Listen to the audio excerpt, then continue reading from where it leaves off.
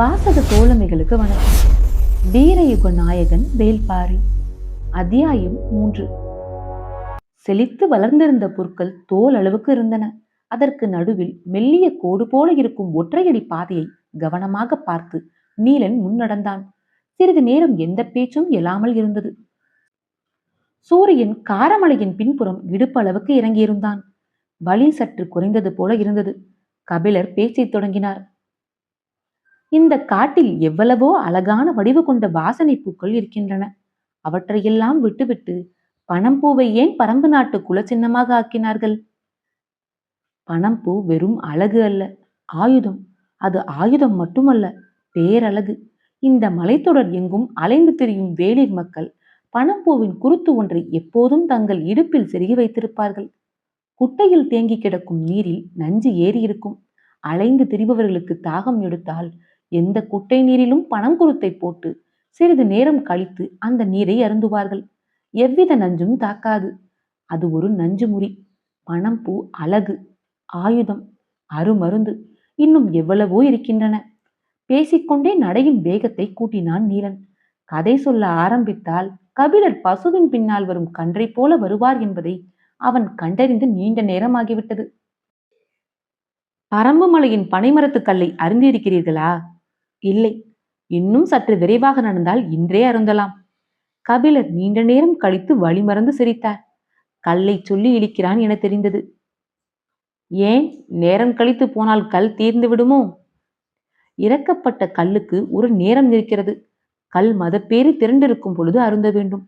அப்போதுதான் கீழ்நாக்கில் இருந்து உச்சந்தலைக்கு பாய்ந்தோடி கிறங்கச் செய்யும். நேரம் தவறினால் அந்த ஆட்டமும் தவறும். உன் பேச்சே கல்லூரி கிடைக்கிறதே. நான் சிறுவன். நீங்கள் பாரியோடு அமர்ந்து கல்லருந்த வேண்டும். மஞ்சள் கொடியில் இருந்து இறங்கும் சாற்றை துளி துளியாக இறக்கி சுண்ணத்தின் அளவை கூட்டி குறைத்து கல்லுக்குள் இருக்கும் போதைக்கு வித்தை காட்டுவான் பாரி. அவனோடு அமர்ந்து கல்லருந்தும் நாள்தான் வாழ்வின் திருநாள். கபிலர் வாஞ்சையோடு அவனை பார்த்தார். கல்லையும் மிஞ்சிய இடத்தில் பாரியை வைத்திருக்கிறானே என யோசிக்கையில் நீலன் தொடர்ந்தான். பாணர்கள் பாரியை பனையன் மகனே என வர்ணித்து பாடியுள்ள பாடலை கேட்டிருக்கிறீர்களா? இல்லை. முழுநிலா நாளில் அந்த அரிய காட்சியை காண வேண்டுமே. ஆதிமலை அடிவாரம் ஊர் மன்றலில் எல்லோரும் திரண்டிருக்க தொண்டக பறை முழங்க பனையன் மகனே பனையன் மகனே என பாடலை பாடத் தொடங்கினால் பரம்பு நாடே எழுந்து ஆடும். சொல்லும் பொழுதே துள்ளி குதித்தான் நீலன். தனியொரு வீரன் நாட்டை ஆளும் தலைவனை இவ்வளவு நேசிப்பதா? பிற நாட்டில் அரசனுக்கும் அரசு தொழில் செய்யும் வீரர்களுக்கும் குடிமக்களுக்கும் இடையே இல்லாமல் போன அன்பு மயமான ஓர் அடிச்சரடு பரம்பு நாட்டில் இருப்பதை பார்த்தார் கபிலர். இதுதான் குலவழியில் நடக்கும் ஆட்சிக்கும் பிற ஆட்சிகளுக்கும் உள்ள வேறுபாடு என நினைத்தபடி கபிலர் கேட்டார். உனக்கு பாடத் தெரியுமா? பரம்பை பற்றியும் பாரியை பற்றியும் இன்று முழுவதும் பாடிக்கொண்டே இருப்பேன். அது மட்டுமல்ல, எங்கள் குலப்பாடலும் எனக்கு தெரியும். உனது குலப்பாடல் இருக்கட்டும், பாரியின் குலப்பாடல் உனக்கு தெரியுமா? தெரியும். மாவீரன் எவ்வியிடம் இருந்து அது ஆரம்பிக்கிறது. அதை பாடுவாயா? நான் பாணன் அல்ல, எனவே பாடுவது முறையல்ல. இவ்வளவு நேரம் பேசி வந்த நீலனிடம் இருந்து முதன்முறையாக ஒரு தகவல் கபிலருக்கு கிடைத்தது. பரம்பு மலையில் பாரியின் குலமக்கள் மட்டும் அல்ல, வேறு குலத்தவரும் இருக்கிறார்கள் என்று. குலத்தலைவன் ஆளும் நாட்டில் வேறு குலத்தவர்கள் இருப்பது இல்லை. அப்படியே இருந்தாலும் மரத்துக்குள் நெருப்பு மறைந்திருப்பதைப் போல ஆள்வோருக்கான ஆபத்து அதற்குள் மறைந்திருக்கும். யோசித்தபடி வந்து கொண்டிருந்த கபிலரின் நடை சற்றே பின்வாங்கியது. விரைந்து வாருங்கள் என்றான் நீலன். இந்த தற்பை பொருட்களின் சுனை மேலெல்லாம் அறுக்கிறது, அதுதான் என்று சமாளிக்க ஒரு காரணத்தை சொன்னார். இந்த புற்களுக்கு என்ன பெயர் சொன்னீர்கள்? தற்பை புற்கள். சேரன் வேள்வி நடத்திய பொழுது இது போன்ற தற்பை புல் கொண்டுதான் சடங்குகளை செய்தார்கள். நாங்கள் இதை நாக்கறுத்தான் புல் என சொல்வோம். அப்படியா? இது யாருடைய நாக்கை அறுத்தது? ஏன் இந்த பெயர்? அது முருகன் காதலித்த போது நடந்த நிகழ்வு. கல்லின் சுவையை விட களிப்பூட்டக்கூடியது அல்லவா காதலின் சுவை?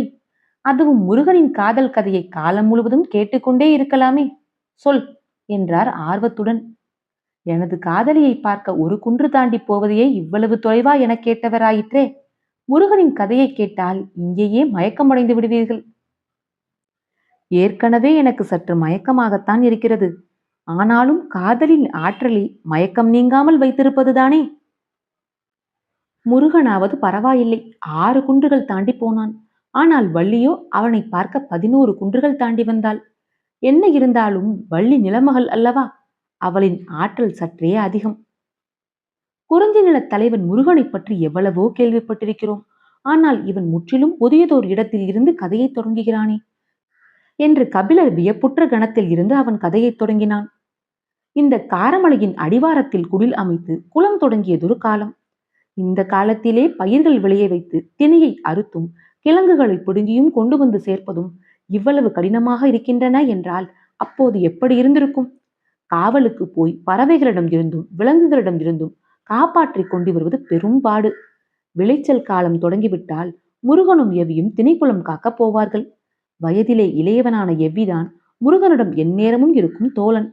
கீழ்மலையின் விளைச்சலை பாதுகாத்து கொண்டு வந்து சேர்ப்பது அவர்களின் வேலை. அந்த ஆண்டு பயிர்கள் மிகவும் செழித்து வளர்ந்திருந்தன. பயிர்கள் முற்றத் தொடங்கும் பொழுதுதான் வேலையின் கடினம் தெரிய ஆரம்பிக்கும். மானும் மிலாவும் கிளியும் குருவிகளும் இன்னும் பிற உயிரினங்கள் எல்லாம் பயிர்களை மேய பகலிலேயே வரும். யானைகளும் பன்றிகளும் இரவு வரும். இவற்றிடம் இருந்து விளைச்சலை காக்க வேண்டும். வயலுக்கு நடுவே புன்னை மரத்தில் பலன் அமைத்து தட்டை தழல் கவன் என்ற பல கருவிகளை வைத்து விதவிதமான ஓசை எழுப்பி விளைச்சலை பாதுகாத்தனர். இரவு பகலாக கண் விழிப்போடும் இருக்க வேண்டும். காட்டிலே கிடைக்கும் தேனையும் கிழங்குகளையும் தின்று கொண்டு பல நாட்கள் இருவரும் பரனிலேயே தங்கியிருந்தனர். ஒரு நாள் காலை காட்டுப்பன்றி கூட்டம் ஒன்று உள்நுழைந்து விட்டது. காட்டுப்பன்றி பயிர்களை அழிப்பதில் மிக வேகமாக செயல்படக்கூடியது. மிக வலுவான பற்களை உடைய அது புலியுடனும் போர் புரியும் வல்லமை கொண்டது. பரனில் இருந்து இறங்கி வந்து இருவரும் விரட்டியிருக்கின்றனர். அது ஓடுவது போல் சிறிது தூரம் ஓடி புதரில் மறைந்து கொண்டு இவர்கள் மீண்டும் பரன் ஏறியதும் விளைச்சலை தின்னு உள்ளே நுழைந்துவிடும். மறுபடியும் விரட்டியிருக்கின்றனர். இப்படியே பல முறை நடந்திருக்கிறது. அந்த பன்றி கூட்டம் போவதாக இல்லை. எவ்வி, நீ பரனிலேயே காவலுக்கு நின்று கொள். நான் இந்த பன்றி கூட்டத்தை காரமலைக்கு அப்பால் விரட்டிவிட்டு வருகிறேன் என வில்லோடு புறப்பட்டு போனான் முருகன். யானை கூட்டத்தை கூட எளிதில் விரட்டி விடலாம். ஆனால் பன்றி கூட்டத்தை விரட்டி செல்வது எளிதல்ல. புதருக்குள் ஒளிந்து கொள்ளும். திசை மாற்றி நம்மை ஏமாற்றும். எளிதில் ஓடாது. தனது உயிருக்கு ஆபத்து என அது உணர்ந்தால் மட்டுமே தப்பி ஓட ஆரம்பிக்கும். இல்லை என்றால் அதை நகர்த்த முடியாது. முருகன் அதை நகர்த்த பெரும்பாடுபட்டான். அவனுடைய தோல் உரையில் இருந்த அம்புகள் ஒவ்வொன்றாக தீர்ந்தன. முருகன் வேட்டையாடுவதில் மிக வல்லவன்.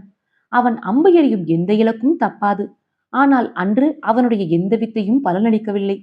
பன்றி கூட்டத்தை கண்டால் புலியே பின்வாங்கும். ஒற்றை வீரனால் என்ன செய்ய முடியும்? எல்லா அம்புகளும் தீர கடைசியில் ஓர் அம்பு மட்டுமே மிஞ்சியது. அதை குறிபார்த்து எறிய நீண்ட நேரம் எடுத்தான். அந்த பன்றி கூட்டத்தின் தலைவன் யார் என்று கண்டறிந்து அதற்கு குறிவைத்து அடித்தான். அவை புதருக்குள் ஓடிய வேகத்தில் அன்பு தைத்ததா இல்லையா என தெரியாத நிலையில் உள்ளே இருந்து காதை கிழிப்பது போல ஒரு சத்தம் வந்தது. பன்றிகளின் ஓட்டம் என்ன என்பது அதன் பிறகுதான் தெரிந்தது. மலையை கடக்கும் வரை அவை நிற்கவே இல்லை. அவற்றை விரட்டிவிட்டு தனது பரன் நோக்கி நடக்கத் தொடங்கினான் முருகன். கை கால்கள் எல்லாம் குச்சிகளால் கீறி ரத்தம் வழிந்தது. உச்சி பொழுது ஆகிவிட்டது. முருகனுக்கு நா வறண்டு உள்ளிழுத்தது. அந்த திசையில் வேங்கை முடுக்குக்கு அருகில் ஓர் அருவி இருப்பது தெரியும். நீர் அருந்த அந்த இடத்துக்கு போனான். பெரும் ஓசையுடன் அருவி கொட்டி கொண்டிருந்தது. கையில் இருந்த வில்லையும் தோல் பையையும் சிறு பாறையில் வைத்துவிட்டு நீரை நோக்கி நடந்தான். நீர்த்துளிகள் காற்றில் மிதந்து வந்து அவன் மீது படிந்தன. குளிர்ச்சியை உணர்ந்தபடி நீர் பருக குனிந்தான். பாறையின் பின்புறம் இருந்து சிரிப்பொலி கேட்டது. அருவியில் யாரோ குளித்துக் கொண்டிருப்பது போல் இருந்தது. யார் என உற்று பார்த்தான். தெரியவில்லை. சற்று அருகில் போய் பார்ப்போம் என நகர்ந்து முன்னே சென்றான். அவனது கண்களையே அவனால் நம்ப முடியவில்லை. கொட்டும் அருவிக்குள் இருந்து வெளியே வந்தாள் அவள். தான் வாழ்வில் இதுவரை பார்த்திராத பேரழகு. உறைந்து நின்றான் முருகன். எவ்வி எத்தனையோ முறை சொல்லி பார்த்தான். திணைக்கதிர் பறிந்து நிற்கிறது, அரிப்பு முடிந்ததும் அவளை தேடி போவோம் என்று. ஆனால் முருகனோ ஒரு நாள் கூட தாமதிக்க தயாராக இல்லை. அப்புறம் கதிரை எங்கே காப்பாற்றுவது? எல்லா பறவைகளும் விலங்குகளும் அவர்கள் காவல் காத்த நிலத்துக்கு வந்து சேர்ந்தன. பறவைகள் எல்லாம் திணைக்கதிரை தின்றுவிட்டு பரன்மேல் உட்கார்ந்து ஓய்வெடுத்தன. விலங்குகள் பரனின் அடிவார நிழலில் இலைப்பாற்றின. பல நாட்கள் அலைந்து பச்சை மலை தொடரின் 2வது அடுக்கில் இருக்கும் வள்ளியின் இருப்பிடத்தை கண்டறிந்தனர். அந்த இடத்தை பார்த்ததும் எவ்வி சொன்னான், இவர்கள் நம்மை ஏற்க மாட்டார்கள். ஏன்? இவர்கள் கொடிக்குலம், நாமும் வேடர் குலம். எப்படி ஏற்றுக்கொள்வார்கள்? ஏற்றுக்கொள்ள வேண்டியது வள்ளி மட்டும்தான். மற்றவர்களை பற்றி ஏன் யோசிக்கிறாய்? அவளது சம்மதம் பெற வழி சொல். பேசிக் கொண்டிருந்த பொழுது வள்ளி தன் தோழிகளோடு போவதை பார்த்ததும் எவ்வி சொன்னான், இந்த மலைத்தொடரிலேயே மிக அழகானவன் நீதான் என்று நினைத்திருந்தேன். ஆனால் இப்போதுதான் தெரிந்தது. என்ன அழகு என்றால் என்னவென்று. எவ்வி சொன்ன பொழுது முருகன் மகிழ்ந்து சிரித்தான். இதுவரை இல்லாத ஒரு பேரழகாக அந்த சிரிப்பு இருந்தது. அதன் பிறகு அவளை சந்தித்து பேசி அவளின் சம்மதம் பெற நடந்த முயற்சிகள் எத்தனையோ. ஆனால் ஒன்றும் கைகூடவில்லை. இந்த காட்டில் அவள் அறியாதது எதுவும் இல்லை. எனவே எதை கொண்டும் அவளின் மனதில் தனித்த இடத்தை பெற முடியவில்லை. முருகன் என்ன முயற்சி செய்தாலும் வள்ளி ஏறெடுத்து கூட பார்ப்பதாக இல்லை. திணைப்புலம் காப்பதும், பறவைகளை கவன்கள் கொண்டு விரட்டுவதும், மான்கள் வந்தால் தப்பையால் ஒலி எழுப்பி துரத்துவதுமாக வள்ளி வழக்கம் போல தனது வேலைகளை பார்த்து கொண்டிருந்தாள். முருகனுக்குத்தான் வழியே பிறக்கவில்லை. ஒரு நாள் எவ்வி ஓர் ஆலோசனை சொன்னான். அவள் திணைப்புலம் காத்து வீடு திரும்பும் வழியில் அருவி கடந்து சிறிது தூரத்தில் சரக்கொன்றை மரம் ஒன்று இருக்கிறது. அந்த இடத்துக்கு அவள் போகும் பொழுது நீ அவளின் எதிர்பட்டு நின்று பேசு. உன் காதலை சொல், அவள் ஏற்றுக்கொள்வாள். அந்த இடத்தில் அப்படி என்ன இருக்கிறது என்று முருகன் கேட்டான். அந்த இடம் முழுக்க முல்லை கொடி படர்ந்து கிடக்கிறது. அவள் மாலை நேரம்தான் வருவாள். அப்போதுதான் முல்லை மலரத் தொடங்கும். அந்த மனம் யாவரையும் மயக்கும். காற்று எங்கும் சுகந்தம் வீசும். உன் காதல் அங்கே கைகூடும் என்று சொல்லி அனுப்பினான். முருகனும் அவன் சொன்ன இடத்தில் அவளை எதிர்கொண்டு பேசினான். முதல் முறையாக அவள் அவனிடம் பேசத் தொடங்கினாள். ஆனால் அந்த பேச்சில் காதல் இருப்பது போல தெரியவில்லை. காட்டுக்குள் தப்பிப்போன ஆட்டுக்குட்டியை விசாரிப்பதைப் போலத்தான் அந்த விசாரிப்பு இருந்தது. எவ்வி இன்னொரு யோசனை சொல்ல முன்வந்த பொழுது முருகன் தடுத்து விட்டான். காதல் சம்பந்தப்பட்டவர்களின் சாமர்த்தியத்தால் தான் கைகூடும் என்று சொல்லிவிட்டு புறப்பட்டு விட்டான். வழக்கம் போல வள்ளி செல்லும் வழியில் எதிர்பட்டான். உன்னை ஓர் இடத்துக்கு அழைத்து செல்ல விரும்புகிறேன், நீ என்னோடு வா என்று அழைத்தான். அவளோ திணைப்புலத்துக்கு போக வேண்டும், தோழிகள் காத்திருப்பார்கள் என்று காரணம் சொல்லி மறுத்தாள். அதிக நேரம் இல்லை, சிறிது நாளிகை வந்தால் போதும் என வலியுறுத்தினான். வள்ளியும் வேறு வழியின்றி சரி என தலையாட்டினாள். முருகன் அவளை அழைத்து கொண்டு சென்றான். இருவரும் எதையும் பேசிக் கொள்ளவில்லை. கூச்சம் தவிர்த்து முருகன் பேச்சை தொடர்ந்தான். உன் தாய் வள்ளிக்கிழங்கு எடுக்க போன இடத்தில் இடுப்பு வலி கண்டு உன்னை ஈன்றெடுத்ததால் வள்ளி என பெயர் வைத்தார்களாமே. அது ஊரார் சொல்லும் காரணம், உண்மை காரணம் வேறு என்று மட்டும் சொல்லி நிறுத்தி கொண்டாள். என்னவென்று சொல்லவில்லை. சிற்றோடையில் நீர் ஓடிக்கொண்டிருந்தது. கல்மேல் கால் பதித்து அதை தாவி கடந்தனர். அந்த இடத்தில் தனியாக ஒற்றை மரம் ஒன்று இருந்தது. முருகன் வள்ளியை அந்த மர அடிவாரத்தில் போய் சிறிது நேரம் நிற்கச் சொன்னான். அவளும் மரத்தின் அருகே போனாள். முருகனும் நீரோடையின் அருகில் இருக்கும் சிறு பாறையில் அமர்ந்து கொண்டு அவளை பார்த்தபடி இருந்தான். எதற்கு இங்கே நிற்கச் சொல்கிறான் என்ற யோசனையிலேயே அவள் நின்று கொண்டிருந்தாள். மேலே பார்த்தாள். மரம் முழுக்க காயும் முட்டுமாக இருந்தன. ஒரு பூ கூட இல்லை.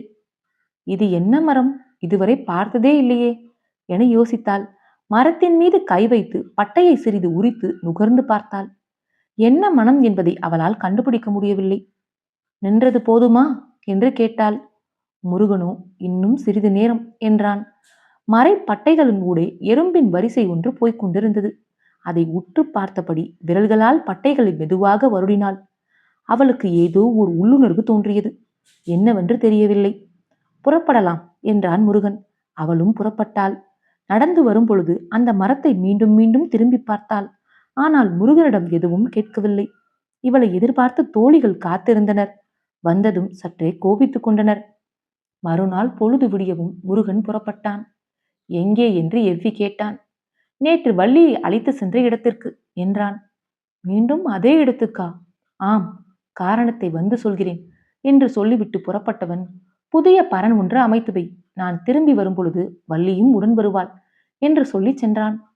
எவ்வி வியப்போடு பார்த்தான். முருகன் வழக்கத்தை விட உற்சாகத்தோடு இருந்தான்.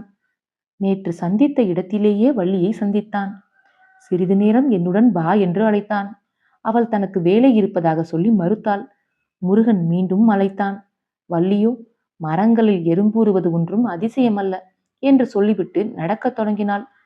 இந்த ஒரு முறை மட்டும் வா என்று முருகன் கேட்டான். அந்த குரலை மறுக்க முடியவில்லை. சரி, இந்த முறை மட்டும் வருகிறேன் என்று சொல்லி புறப்பட்டாள். இருவரும் நேற்று சென்ற வழியில் நடந்தனர். வள்ளி கேட்டாள், முருகு என்று ஏன் உனக்கு பெயர் வைத்தார்கள்? நான் மிக அழகாக இருந்ததால் இந்த பெயர் வைத்ததாக எனது தாய் சொன்னாள். பதிலை சொல்கையில் முருகனின் முகம் எல்லாம் வெட்கம் பூரித்தது. எங்கள் ஊரில் 8 வகை கல் உண்டு. அதில் ஒரு வகை கல்லுக்கு முருகு என பெயர் என்றாள் வள்ளி. கல்லுக்கு எதற்கு இந்த பெயர் வைத்தார்கள் என கேட்டான் முருகன். தெரியவில்லை, மயக்கும் தன்மை இருப்பதால் இந்த பெயர் வைத்திருப்பார்கள் என நினைக்கிறேன் என்றாள் வள்ளி. முருகன் திரும்பி அவளை பார்த்தான். அவள் தலை குனிந்திருந்தாள். ஆனாலும் அவளது முகத்தில் படர்ந்த வெட்கத்தை மறைக்க முடியவில்லை. பேசியபடியே அந்த நீரோடைக்கு அருகில் வந்தார்கள். முருகன் வழக்கம் போல் அந்த இடத்தில் இருந்த சிறு பாறையின் மீது ஏறி அமர்ந்தான். வள்ளி மரத்துக்கு அருகே போக ஓடையை தாண்டி குதித்து தலை தூக்கி பார்த்ததும் அப்படியே அதிர்ந்து நின்றாள். அவள் கண்களையே அவளால் நம்ப முடியவில்லை. உறைந்து போனவளாக கண்ணிமை கொட்டாமல் பார்த்தாள். எதிரில் இருந்த அந்த மரம் முழுவதும் பூக்கள் பூத்து குலுங்கின. மஞ்சளும் நீலமும் ஒன்று கலந்த வண்ணத்தில் முயல் காதை போல நீண்டு விரிந்த மலர்கள். மரமே நிரம்பி வழியும் பூக்கூடையாக நின்று ஆடியது. ஒரு சிற்றிலை கூட தெரியவில்லை. மலரின் மனம் காற்றெங்கும் பரவ அந்த வெளியே மனத்து கிடந்தது. நம்பவே முடியாத அதிசயத்தை பார்த்தபடி இருந்த வள்ளி திரும்பி முருகனை பார்த்தாள். நேற்று ஒரு பூ கூட இல்லாத மரத்தில் இன்று மரம் எங்கும் பூக்கள் பூத்து குலுங்குகின்றனவே, எப்படி? முருகன் சொன்னான். பெண்ணுடைய அணுக்கத்தால் மலரும் மரம் இது. நேற்று நீ இதை தொட்டு தழுவினாய். உன் மூச்சுக்காற்றை அதன் பட்டைகளும் கணுக்களும் நுகர்ந்தன. இதன் அத்தனை முட்டுகளுக்குள்ளும் உன் பெண்மை பாய்ந்தோடியது. பல ஆண்டு காத்திருப்புக்கு பிறகு அது பூப்பெய்தியுள்ளது. இதன் பெயர் ஏழிலைப்பாலை. இந்த காட்டில் இருக்கும் பேரதிசயங்களில் இதுவும் ஒன்று. அந்த மொத்த பூக்களும் தனக்குள் இருந்து மலர்ந்தனவா? வள்ளிக்கு உடல் சிலிர்த்தது. ஓடிச் சென்று அந்த மரத்தை கட்டி தழுவினாள். பட்டைகளின் மீது இதழ் குவித்து முத்தமிட்டு இறுகத் தழுவினாள். கண்களில் இருந்து நீர் வழிந்தது. அவளது மார்பகங்களை கணுக்கள் குத்தி அழுத்தின. மெய்மறந்து கண்கள் சுருகினாள். மரம் குலுங்கி பூக்களை அவள் மேல் உதிர்த்தது. அவளது அணைப்புக்குள் இப்போது முருகன் இருந்தான். அவளது கரங்கள் இணைந்து முருகனது கழுத்தை இறுக்கின. அவளது கீழ் உதடு நடுங்கியது. அதன் விளிம்பில் இருந்த சிறு மச்சத்தில் இருந்து முருகனின் பார்வை நகரவே இல்லை. இருவரது மூச்சு காற்றும் மோதி மோதி திரும்பின. காதல் அனலடிக்க ஏழிலைப்பாலையும் சூடேறியது. பூக்கள் சொரிந்து அவர்களது உடல்களை மூடின. ஆனாலும் உள்ளுக்குள் மலர்ந்து கொண்டே இருந்தன. அத்தியாயம் 3 நிறைவுற்றது. காற்றோடும் உங்கள் காதுகளோடும் நான் எவிமயிலா.